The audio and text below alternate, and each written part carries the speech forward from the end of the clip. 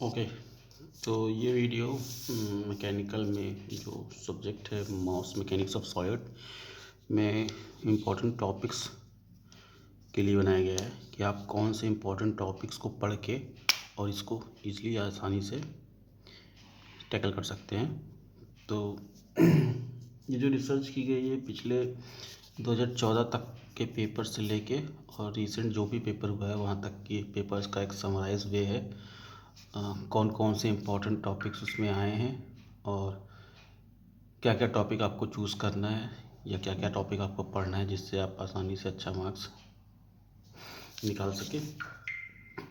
तो उसमें जो टॉपिक है उसमें पहला जो चैप्टर था आपका, पहला चैप्टर जो इंट्रोडक्शन था, क्योंकि किताब भी हम बगल में ही रखे हैं सिलेबस देखते हुए। पहला chapter introduction to mechanical properties था। तो मैकेनिकल प्रॉपर्टीज़ में आपको 4 से 5 डेफिनेशंस ज़रूर मिलेंगी और ज़्यादातर जो डेफिनेशंस आई हैं वो ये हैं: elasticity, plasticity, ductility, brittleness, toughness, hardness, fatigue, stiffness, tenacity. ठीक है, मतलब मेन कहने का मतलब है कि आपको मैकेनिकल प्रॉपर्टीज़ के जितने भी प्रॉपर्टीज़ हैं मैकेनिकल किसी भी मटेरियल की, वो डेफिनेशन आपको निश्चित ही 4 से 5 डेफिनेशंस थ्रू ब्रीफ नोट्स या थ्रू शॉर्ट नोट्स आपको पूछा ज़रूर जाएगा। तो उसके लिए आप तैयार रहिए। नेक्स्ट उसके बाद आता है stress strain diagram. Stress strain diagram brittle material का सिर्फ डायग्राम पूछा गया है 2 से 4 बार। ठीक है, ब्रिटल मटेरियल का स्ट्रेस स्ट्रेन डायग्राम बताया गया था आपको और सेम वहाँ पे भी बताया गया था कि वहाँ पे सिर्फ ओनली डायग्राम पूछा जाएगा, बट जो डक्टाइल मटेरियल होगा उसका आपको फुल एक्सप्लेनेशन पूछा जाएगा और उसमें जो अलग अलग प्रोसेस अलग अलग पार्ट वाइज करके दिखाया गया था: इलास्टिक स्टेज, प्लास्टिक स्टेज, ठीक है, स्ट्रेन हार्डनिंग स्टेज, ठीक है, नेक फॉर्मेशन, ये सब पूरा आपको डक्टाइल मटेरियल के स्टेजेस के रूप में विद प्रॉपर डायग्राम करके आपको दिखाना पड़ेगा। तो पहले चैप्टर में तो इंट्रोडक्शन में यही मैकेनिकल प्रॉपर्टीज़ ही हैं। रिजिड बॉडी क्या होती है, प्लास्टिक बॉडी क्या होती है, इलास्टिक बॉडीज़ क्या होती हैं, डिफॉर्मेशन किसे बोलते हैं, विरूपण, ठीक है। उसके बाद जो दूसरा चैप्टर है स्ट्रेस स्ट्रेन। अब इस चैप्टर से आपको भर भर की थ्योरी मिलने वाली है। ठीक है, भर भर की थ्योरी कैसे मिलेगी? देखिए, थ्योरी की स्टार्टिंग तो यहीं से होगी, स्ट्रेस स्ट्रेन डायग्राम से। न्यूमेरिकल भी मिलेंगे, लेकिन इसमें न्यूमेरिकल जो भी आएंगे सीमित आएंगे और टू द फॉर्मूला आएंगे। मतलब जैसे आप इलोंगेशन ऑफ बार पढ़े थे, तो इलोंगेशन ऑफ बार में आपको पता है कि सेल्फ वेट के कारण भी इलोंगेशन होता है, बट अगर कोई एक्सटर्नल लोड लगा दिया गया, एक्सटर्नल फोर्स लगा दिया गया टेंसाइल, कंप्रेसिव, जो भी, उसके कारण कैसे इलोंगेशन निकालना रहता है। ठीक है, तो उसके लिए फॉर्मूला आपने पढ़ा था कि PL/AE। ठीक है, चेंज इन लेंथ, कितना लेंथ में चेंज आया, ठीक है, वो PL/AE के फॉर्म में निकाला जाता है। तो टू द फॉर्मूला ही न्यूमेरिकल आएगा अगर आता है तो। वैसे तो इस चैप्टर से आपको भर भर के न्यूमेरिकल नहीं थ्योरी मिलने वाले हैं। जैसे एक क्वेश्चन आया था, what is force and its types. बल कितने प्रकार के होते हैं और बल क्या होते हैं, इसके बारे में आपसे लिखने के लिए आया था। स्ट्रेस स्ट्रेन क्या है और उसके डिफरेंट टाइप्स क्या हैं। Tensile stress, compressive stress, shear stress, ये 3 प्रकार के स्ट्रेस है। स्ट्रेन कौन कौन से हैं, ठीक है, उसके बारे में बताया गया है आपको। नोट्स हम ये दूसरा चैप्टर तो हम खुद ही पढ़ाए थे, जिसका आप नहीं कह सकते कि नहीं पढ़ाए हैं। उसमें आपको भर के नोट्स मिले हैं, और नहीं है तो आप अपना जो भी नोट्स बनाए हैं उससे इन चैप्टर्स को ज़रूर, इन टॉपिक्स को ज़रूर एक बार रिवाइंड कीजिएगा, क्योंकि ये सब क्वेश्चन आए हुए क्वेश्चन है और रिपीटेड क्वेश्चन है। हर साल कुछ ना कुछ एक आध 2-4 क्वेश्चन रिपीट ज़रूर होते हैं। ठीक है, उसके बाद डेफिनेशन के फॉर्म में फैक्टर ऑफ सेफ्टी क्या होता है, 3 प्रकार के यंग्स इलास्टिक कांस्टेंट है, Young's modulus, modulus of Young's modulus, shear modulus और बल्क मॉडुलस, ये 3 प्रकार के इलास्टिक कांस्टेंट थे। क्या होते हैं, इनके बीच का रिलेशन क्या होता है, देखिए रिलेशन भी पूछा है। थर्मल स्ट्रेस किसे बोलते हैं, पॉइजन रेशियो, अल्टीमेट स्ट्रेस क्या होता है। ऐसे ही तो ये तो छोटे छोटे भी लिखे हैं, लेकिन और भी पॉइंट्स होंगे उसमें। जैसे आप कोफिशिएंट ऑफ थर्मल एक्सपेंशन के बारे में आपसे पूछ सकता है। ठीक है, तो ये ध्यान दीजिएगा, इसमें थ्योरी आपको मिलेगी, बट जो न्यूमेरिकल के चांसेस होते हैं वो टू द फॉर्मूला मिलेंगे आपको, और जो भी न्यूमेरिकल आएंगे वो इलोंगेशन ऑफ बार से ही आएंगे, उस और किसी से आ ही नहीं सकता, और टू द पॉइंट मिलेगा। उसके बाद फिर ये आपको सिंपल न्यूमेरिकल जैसे बताया गया कि सिंपल न्यूमेरिकल आपको इलॉन्गेशन ऑफ बार पे मिलेगा ही मिलेगा, मे भी मिले। अगर थ्योरी की चांस संख्या कम रखेगा तो एक न्यूमेरिकल डालेगा, और न्यूमेरिकल की संख्या न्यूमेरिकल रख दिया फिर थ्योरी की संख्या कम कर देगा। तो ये तो आपको मिलना ही मिलना है।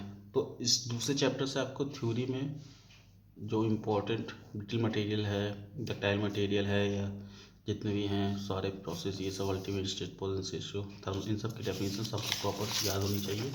और अगर उसमें कोई डायग्राम आया तो उस डायग्राम को भी देखिए। तीसरा chapter shear force and bending moment diagram का था, जिसमें आपको हमने न्यूमेरिकल के थ्रू ही इसको पढ़ाया था। ठीक है, आप न्यूमेरिकल के थ्रू पढ़िए, बट उसमें भी 2-4 चीज़ें हैं जिसकी डेफिनेशन आपको याद रख सकते हैं। अगर theory point of theory perspective से आप देख रहे हैं कि मॉस में हमें सिर्फ थ्योरी पढ़ना है, तो इस चैप्टर से भी आपको थ्योरी मिल सकता है। जैसे पॉइंट ऑफ फ्लेक्शन क्या होता है, या शियर फोर्स क्या होता है, या बेंडिंग मोमेंट क्या होता है।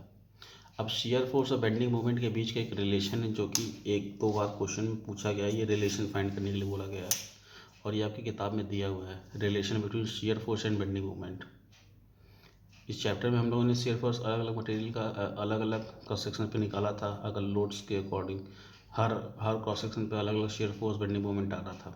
ठीक है, तो उनके बीच का रिलेशन कैसे, शियर फोर्स डायग्राम बनाने पे हम लोग बेंडिंग मोमेंट का डायग्राम बना लेते हैं, तो उनके बीच का जो रिलेशन है, इस रिलेशन को जो दिखाया गया है, ये रिलेशन इसी रिलेशन को वो डिराइव करने के लिए बोला है, DM upon dx is equals to F. ये रिलेशन है, इसी को आपको इस इक्वेशन को डिराइव करना है। तो इस इक्वेशन का डेरिवेशन आपको किताब में दिया हुआ है, वहाँ पे आप देख सकते हैं। इसी को बोला गया rate of change of bending moment at any cross section is equals to shear force at that cross section या एट दैट सेक्शन।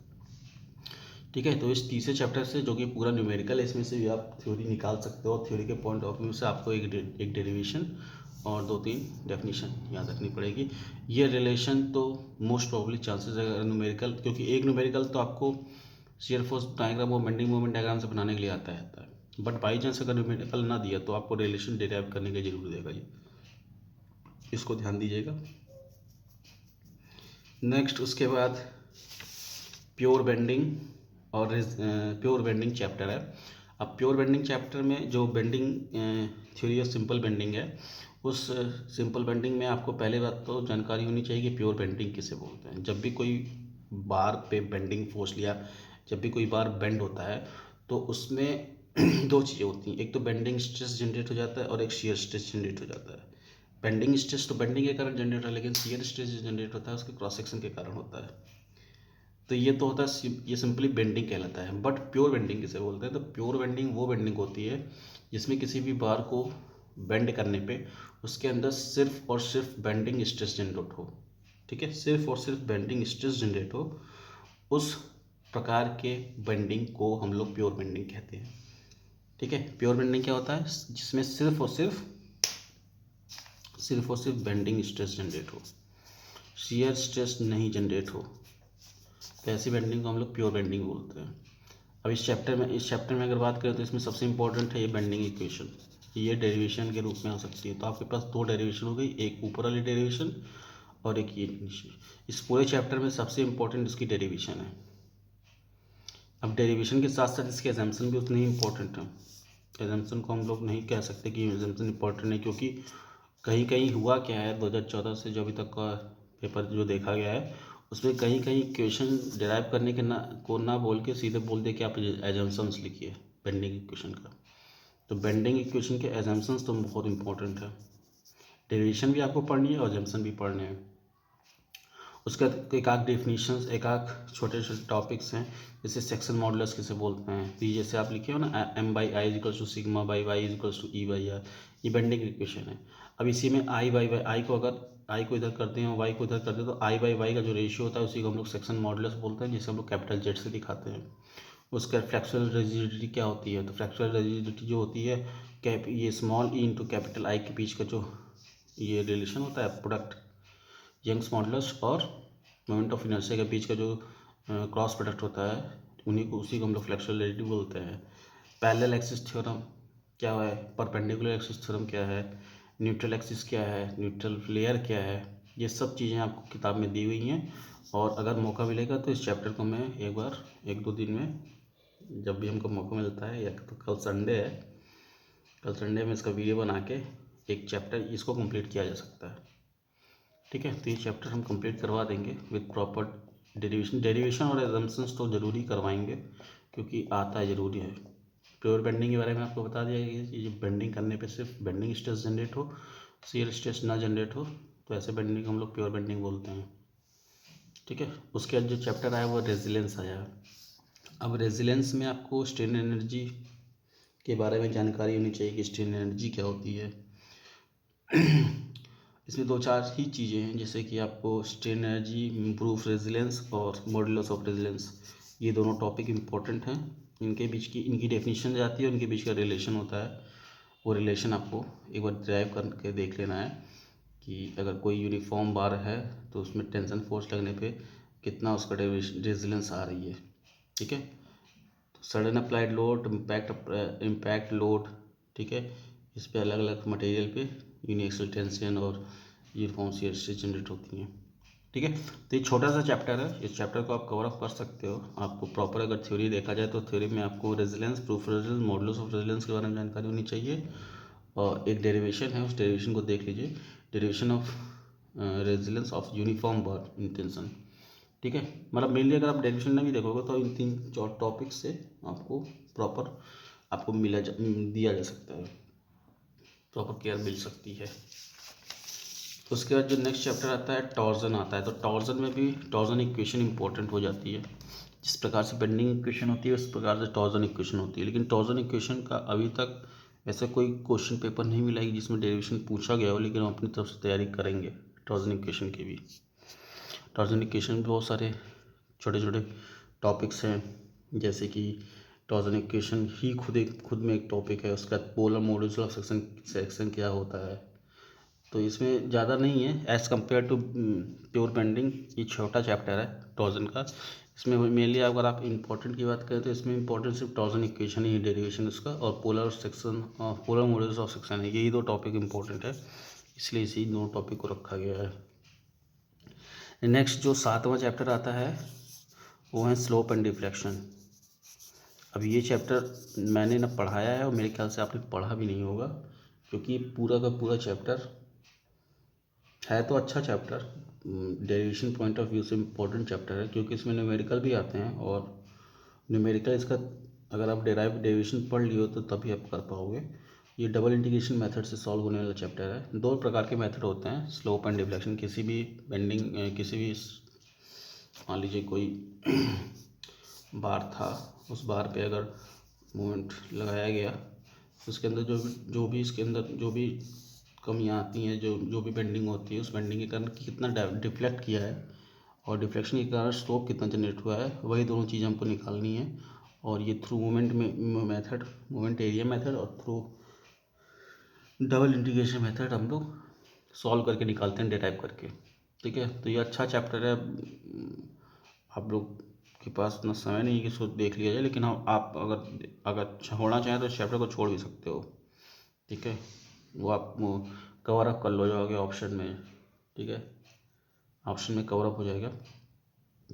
तो मेरी तरफ से तो हम सजेस्ट करेंगे कि आप छोड़ दो, लेकिन अगर कर सकते हो, अगर पढ़े हो तो 2-3 चीज़ें ध्यान देखना है कि 1-2 डेरिवेशन जो इम्पोर्टेंट आता है कैंटिलीवर बीम का, जब उसके फ्री एंड पे पॉइंट लोड लगा हो उसका आता है डेरिवेशन। ठीक है, तो पहला है जो cantilever having point load at free and, ठीक है, और simply support beam with point load at centre of span की बात कर रहा है। ठीक है, तो ये 2 ज़्यादातर आए हुए हैं, इसके अलावा भी और सारी चीज़ें नहीं आई हुई हैं, लेकिन आप छोड़ना चाहो तो छोड़ सकते हो, उस पर बर्डन लेने की ज़रूरत नहीं है। 8-9 चैप्टर है, एक चैप्टर छोड़ भी दोगे तो बहुत बड़ा पहाड़ नहीं टूट जाएगा। ठीक है, इसलिए आप पास हो सकते हो, ऐसा कोई नहीं है। उसके बाद जो चैप्टर आया है 8th चैप्टर है column and strut. Column and strut आपको हम खुद ही पढ़ाए हैं, शॉर्ट कॉलम क्या होता है, लॉन्ग कॉलम क्या होता है, स्लेंडरनेस रेशियो, ये इम्पोर्टेंट है, स्लेंडरनेस रेशियो आया है। स्लेंडरनेस रेशियो क्या होता है, इक्विवेलेंट लेंथ क्या होती है, 4 प्रकार के वो थे। क्रिटिकल लोड क्या होता है, क्रिपलिंग लोड क्या होता है, कोलैप्सिंग लोड क्या होता है, and conditions of equilibrium, 4 and conditions थी, इक्विलिब्रियम में एक एक कॉलम की, जिसमें क्या था फिक्स्ड बीम के लिए हो तो क्या होगा, ठीक है, कैंटिलीवर बीम के लिए हो तो क्या होगा। ऐसे करते करते 4 कंडीशंस थी। ये चारों कंडीशंस लिखने के लिए आते हैं। कभी कभी आता है डिफाइन, ऐसे लिख के आएगा कि explain and conditions of columns. तो एंड कंडीशंस ऑफ कॉलम्स में आपको चारों कंडीशंस याद होनी चाहिए और चारों कंडीशंस के इक्विवेलेंट लेंथ याद होनी चाहिए, ठीक है। और आपको पता है कि आयलर का और उसका रैंक एंड फॉर्मूला का न्यूमेरिकल भी आ सकता है। अगर कुछ उड़ना चाहे तो इसमें डाल सकता है कि थ्योरी के साथ साथ एक न्यूमेरिकल भी डाल दे, ठीक है। तो ये तो जितना हम पढ़ाएं वो सब इम्पोर्टेंट है, उसमें से आप कुछ छोड़ नहीं सकते। और नोट्स भी आपको प्रॉपर दिए ही गए होंगे, ओके। तो कॉलम एंड स्टेट्स का तो आप उसी से ही पढ़ो, वही सब टॉपिक है, उसमें से कोई टॉपिक हटा नहीं सकते कि आप इसमें से भी फिल्टर कर दो। नेक्स्ट इसके बाद थिन एंड स्फेरिकल सेल आता है। ये भी हम पढ़ाए हैं, thin and spherical shell. Thin and spherical shell में आपको दो चीज़ें हैं। एक तो अगर सिलेंड्रिकल सेल की बात करें, thin cylindrical and spherical shell में अगर सिलेंड्रिकल सेल की बात करें तो उसमें दो स्ट्रेसेस जनरेट होते हैं, एक लॉन्गिट्यूडनल स्ट्रेस, दूसरा सर्कम्फ्रेंशियल स्ट्रेस। और स्फेरिकल सेल में हमेशा सिर्फ एक ही स्ट्रेस जनरेट होता है। तो वो भी आप मेरे जो वीडियोज़ हैं या मेरे जो नोट्स हैं वहाँ से देख के पढ़ सकते हो। ये भी छोटा चैप्टर है, मतलब कुल मिला के अगर हम बात करें तो कॉलम ऑन स्टेट ये और रेजिलेंस, ये 3, और स्टार्टिंग का पहला चैप्टर, ये 4 चैप्टर तो छोटे हैं और सब बड़े बड़े हैं। और उस पर भी ये जितना हम बताएं इतना पढ़ लो तो ईजिली आसानी से निकाल ले जाओगे। इस चैप्टर को मैं खुद देखूंगा, प्योर बेंडिंग का, इसका देखता हूँ आज ही नहीं तो कल मैं वीडियो लेक्चर बनाता हूँ और एक एक पॉइंट को, एक एक चीज़ को आपको बता। ये मेरे ख्याल से आप मोमेंट ऑफ इनर्शिया पढ़े होंगे फिजिक्स में, ठीक है। मोमेंट ऑफ इनर्शिया में 2 परपेंडिकुलर एक्सिस थ्योरम और पैरेलल एक्सिस थ्योरम के बारे में आपको पता होगा। तो जो चीज़ें नहीं पढ़े उसी को कंसंट्रेट किया जाएगा। इस वीडियो में इतना ही रखते हैं और मेरे ख्याल से आगे तो कोई और चैप्टर है भी नहीं। 9 चैप्टर थे, 9 में अगर आप स्लॉप डिफ्लेक्शन छोड़ ही दोगे तो कोई बहुत बड़ा पहाड़ नहीं टूटने वाला है, आप इजली से आसानी से निकाल सकते हो। इस डेरिवेशन को ज़रूर देख लेना, ठीक है। ये डेरिवेशन सेम ऐसा ही जैसे आप न्यूमेरिकल लगाते थे, सेम वैसे ही न्यूमेरिकल के फॉर्म में इस डेरिवेशन को किया गया है, इसको देख लीजिएगा। इम्पॉर्टेंट है चैप्टर 3 में से डेरिवेशन, और ये न्यूमेरिकल तो इम्पॉर्टेंट है ही है, इसका डेरिवेशन भी इम्पॉर्टेंट है, ठीक है। इस वीडियो में इतने रखते हैं, नेक्स्ट वीडियो में हम लोग इस चैप्टर के साथ स्टार्ट करेंगे।